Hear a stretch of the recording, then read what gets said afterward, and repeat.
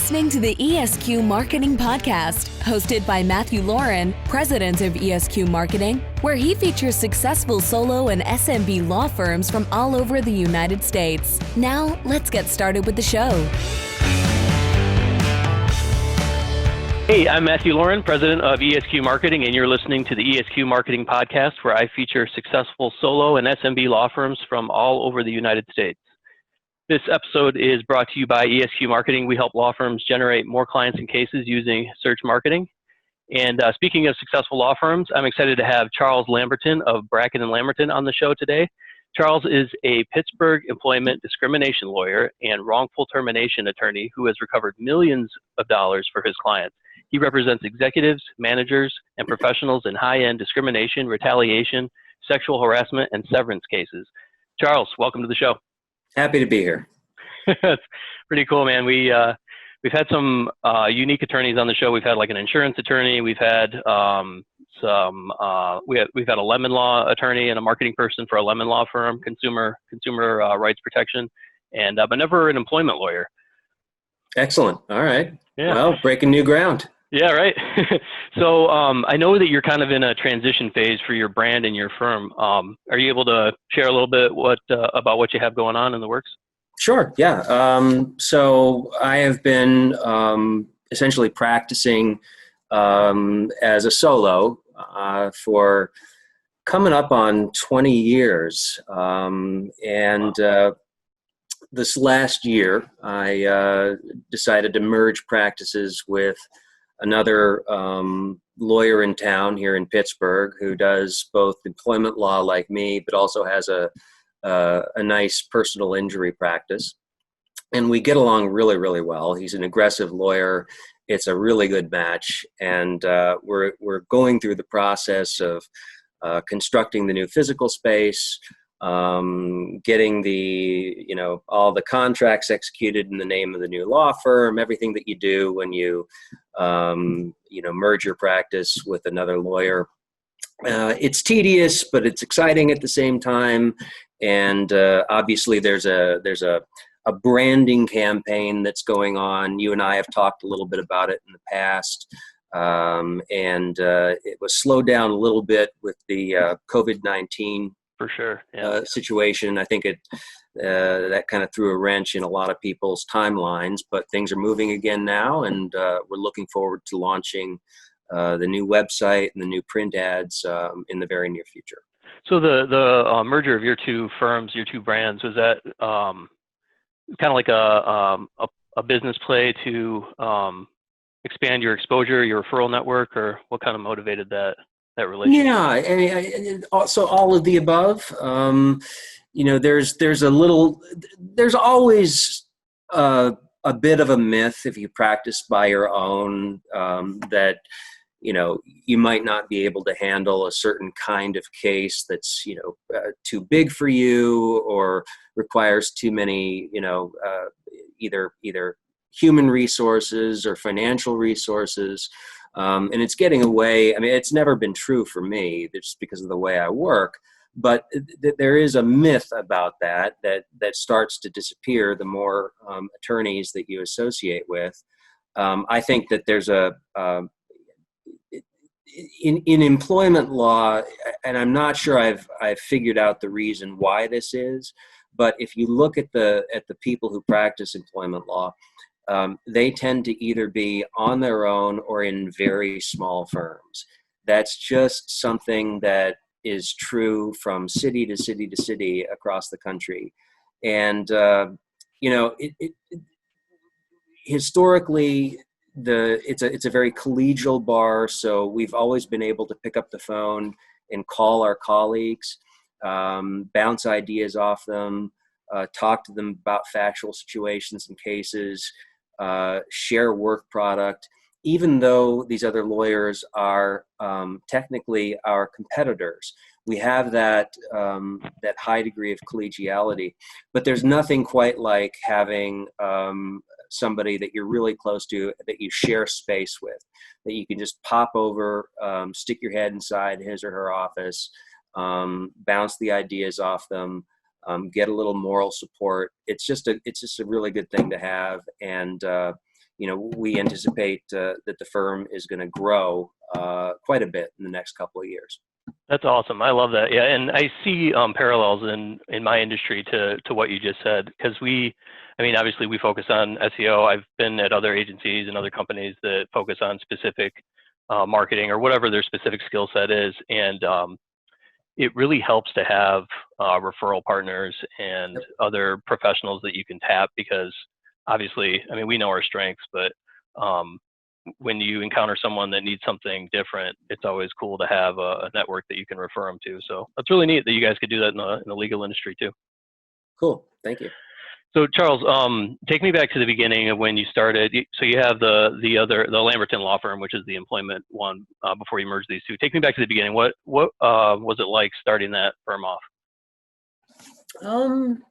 So about 5 or 6 years out of law school, I did the law firm thing, and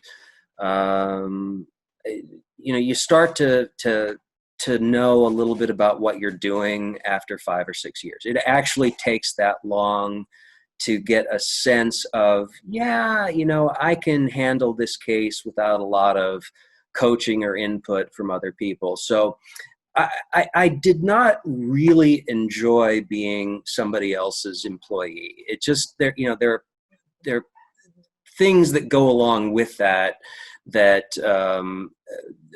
were unpleasant. I didn't like working on somebody else's schedule. I didn't like being told what to do. I didn't like the fact that when I got a good result on a case, the money went to somebody else.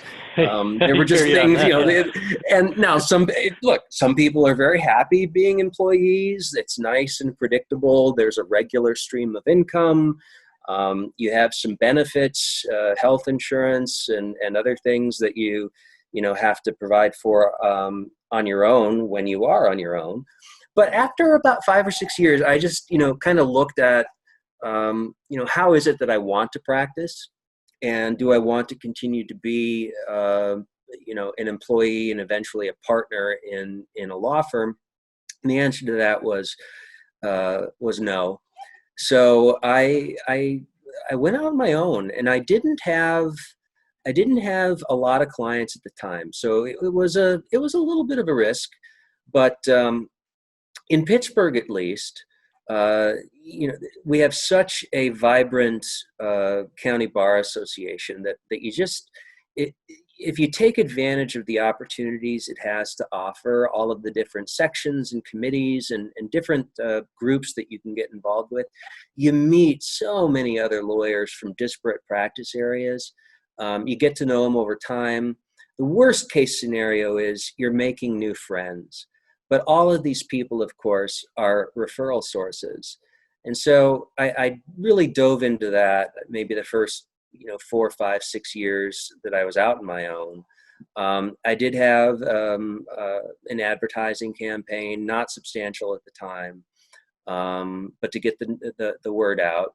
And then just over the years, it grew. And the interesting thing to me has been that the internet has become just a really, really strong source of cases for me, more so in recent years than in years past.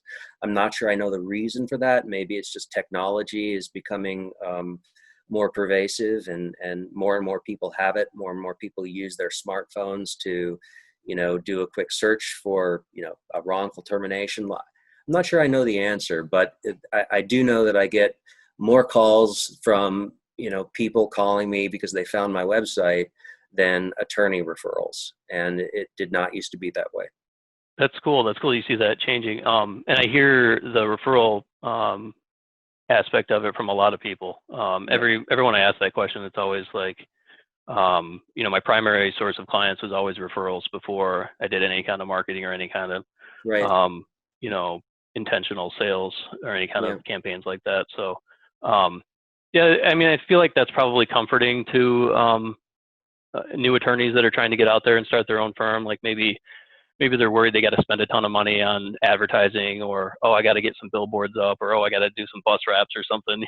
Because obviously you see some really successful attorneys that are out there really doing brand awareness and That's probably not the case to starting out, right? I mean, you probably just have to get out there and network. Yeah, it's all about networking. And then I'd say right behind that is, um, well, two things. Making good impressions when you are networking. So you Yeah. want to sound like you know what you're talking about. Do presentations, give talks, invite questions about issues in your practice area, and then talk about your results. So if you just got a jury verdict last week for whatever, mention it and make sure that people know that you're successful at what you do, and they will. That increases the probability that they're going to be referring cases to you. Yeah, that's good. So good social proof. Yeah, absolutely. Yeah, I know that's something we're working on constantly too as we do this new startup. It's just getting reviews from current clients. I think a lot of businesses and attorneys alike underestimate the value of that. I mean, it can be really powerful to have reviews on your site, Absolutely. especially when you can mention a monetary win. Absolutely. So, Charles, during your course of your career running your firm, what has given you the most traction or results in terms of, the initiative like networking or any other kind of marketing? Where have you seen the best returns, the best results? I think the website, frankly,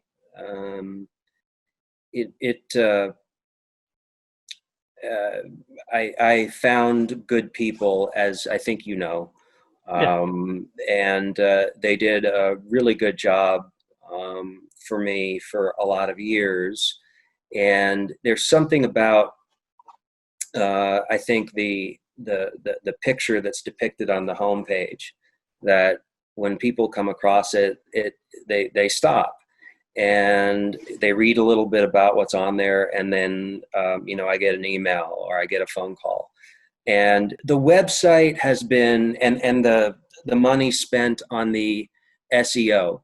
There he is, right there. Yeah, yeah, there I am. For the video website, portion of this, I thought people might like to see that. Thank you. That has been,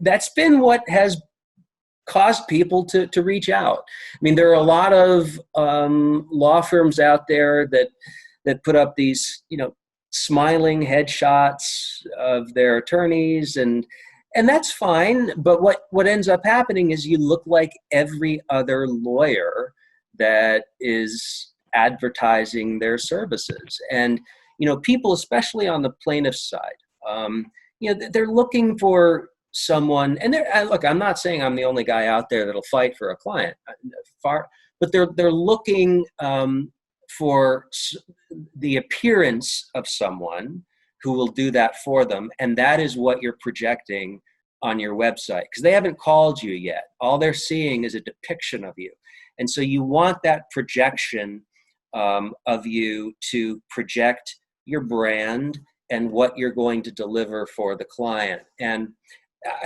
I'm not sure if it's luck that this picture came out the way it did. I mean, you know how it is with these photo shoots. You take 750 pictures and you end up with 5 that look good. You're lucky. But this is one that just sort of caught the photographer's eye. And when I shared it with the web design people, they said, "Oh yeah, we're building the site around this." And to this day, even though this website is not super new anymore, it seems to be what gets people to stop calling lawyers and call me. And then I have some facility with establishing a relationship on the phone and moving that conversation to the next phase if it's a good case. So I love that. Yeah, that's really cool. One takeaway that other attorneys looking at this can have is you've really done a good job, whether you intended to or not, of humanizing your brand. So even with larger companies, when someone can deal with like the owner or the person who's running the company, and they can see that person as like the front man, as the person who's gonna be there in contact with them on a regular basis, I feel like that kind of puts people at ease rather than more of an ominous presence where maybe you're going to deal with someone maybe you're going to deal with the owner, maybe you're going to deal with the person who's listed on the website, or maybe you're just going to be handed off to Right. another employee. But I think that might be why you've had some success with this Yeah, particular way you positioned it. Yeah, that investment has been what has paid off the most. Now, look, you cast with your website, you're casting a broad net. Yeah. And you get people calling you who are they don't have cases, maybe they're a little off, to say the least, and maybe 1 out of every 25 calls is a case that you're interested in and that you might sign up for one purpose or another. But it only takes 1 out of 25 or 1 out of 50 and a good result there to really make a difference in your annual income. So now, did you have the site just starting out, like when you went off on your own, were you like, I need to do the site and I need to set up? Well, there was a different one. It was not as good. Okay. It was there, but it was a little bit more generic, I'll say. And then maybe as time went on, did you like start saying, hey, I need to really focus on investing in this? Yeah. So, I started thinking about what is my brand? What is it that I bring to the table in my cases? And once I had some words to sort of describe that, then I said to myself, all right, what is the visual depiction of my brand? And I started working with some companies that could, create a website that provided that visual description of the brand that I wanted to project. And I think, the other thing I would say is important is the brand that you project should be authentic. Okay. Agree. 100% agree. Yeah. I mean, you don't want to project something that is not going to be there if you sign a case up, right? Because then your client's going to feel like they were hoodwinked, or opposing counsel is going to create this impression that it's going to create an impression that you're not an honest person or something. So whatever you're creating on your website, in the perceptions of the people who are seeing it, ought to be something authentic that you can deliver if you do sign a case up, and certainly if you're litigating it. It should be something that you show to everyone, your client, opposing counsel, the judge, jury, if the case jury tries. I think that's an important thing. I did not know that. That's a really interesting perspective. So that plays a role, huh? Like the persona that you project in your marketing, that plays a role in when you're litigating cases? Well, that dude on the homepage, that's me, right? And there is there are probably, there are lawyers I know, for example, in Pittsburgh, who are so smart, it freaks me out a little bit, right? I'm like, how do their brains operate? Like, what I could do with 10% of their cerebral capacity if I had it, right? They're just like, whoa. But they've got all those smarts, but they might have a little social anxiety. Yeah. And they may not like getting into the courtroom. They may be great at writing briefs or at, thinking of ideas for cases, but if they had to get up and argue something in court, they'd start shaking from, their nerves. I can see that. There are other lawyers who have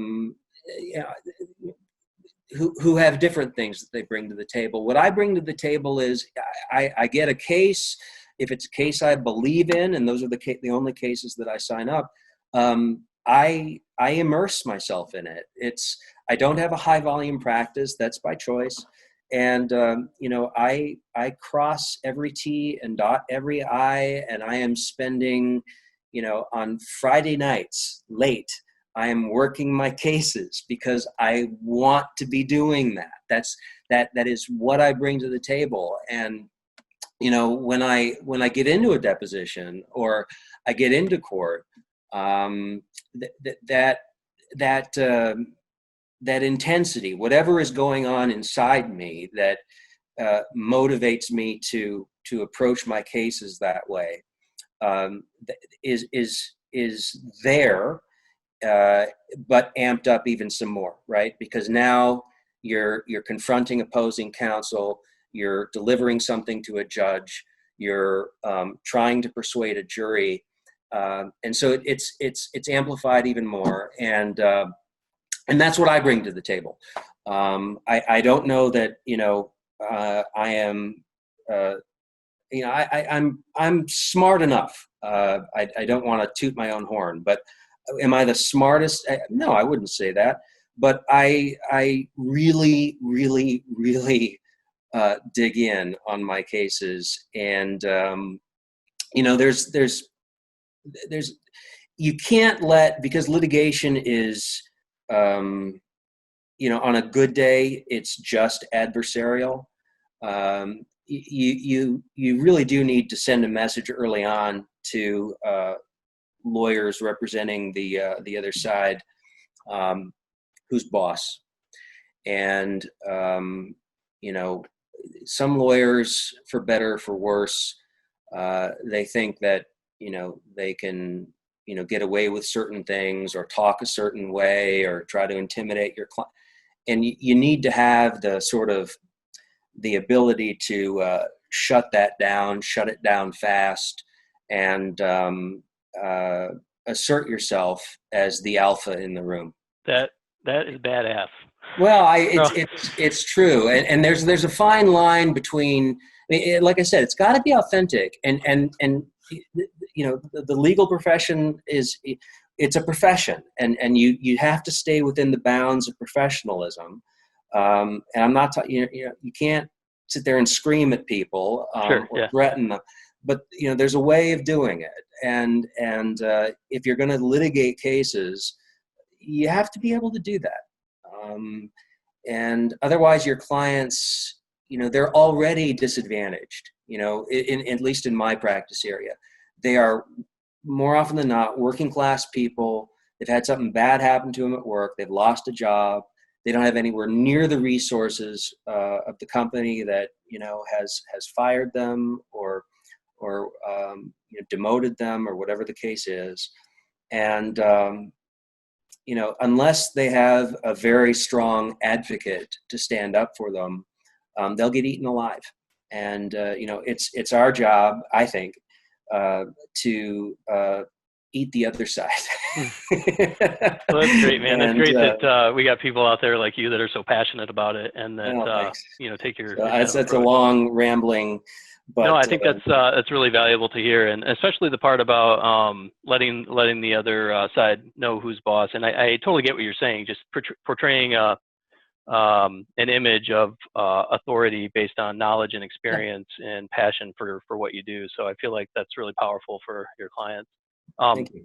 Charles, if there's an attorney out there who's thinking about going out on their own and starting their own practice, what's one piece of advice that you'd give him or her? Think through the pros and cons, and that seems obvious, but so the pros are, you have a lot of control over how you spend your time, okay? And when you're going to be working, when you're not going to be working, the freedom to, like I said earlier, if you want to work late on a Friday, you can do that. If you don't want to work on a Thursday, you don't have to work on a Thursday. That freedom is, to me, that's a very valuable thing. And there are other things that go hand in hand with that when you're your own boss. The downsides are, in this line of work, in plaintiff's representation and in others, income tends to be irregular, right? You don't have a biweekly paycheck of X dollars every 2 weeks. That's just not the way you bring in your money. So you have to be able to roll with that, and plan that over the long term, I may not, bring a case home and get it settled or get money in on a verdict this week, but 6 weeks from now, I will, and then it'll all average out. So you need to have some, and once you see that pattern emerge, and once you've built up some financial resources, it becomes much easier to sort of roll with that part of being on your own, the irregularity of the income. And then the last thing I would just say really quick is don't be an island. Practicing on your own does not mean you shut yourself off from other lawyers. You don't get involved in the bar association. No, it's all the more reason to do those things. Make the relationships, get involved, network, hustle. That's how you build a practice. It's very difficult to build a law practice from inside a law office behind a desk. And that's great advice, Charles. Yeah, thanks. Awesome. We've been listening to Charles Lamberton of Bracken and Lamberton. Charles, where can people go to find out more about you and what you do? Well, right now, because the Bracken Lamberton, although we have the domain name, but the website's not up and running because of the delay of COVID. Right now, they go to lambertonlaw.com. That's where they see the website that you showed a little earlier. And if they want to see anything about my partner, that's brackenlawfirm.com. Awesome. Awesome. Yeah. Cool. Well, thanks for doing this, Charles. I really appreciate it. It's always fun talking to you. Oh, it's my pleasure. Thanks for the invitation. Thanks for listening to the ESQ Marketing Podcast. We'll see you again next time, and be sure to click subscribe to get future episodes.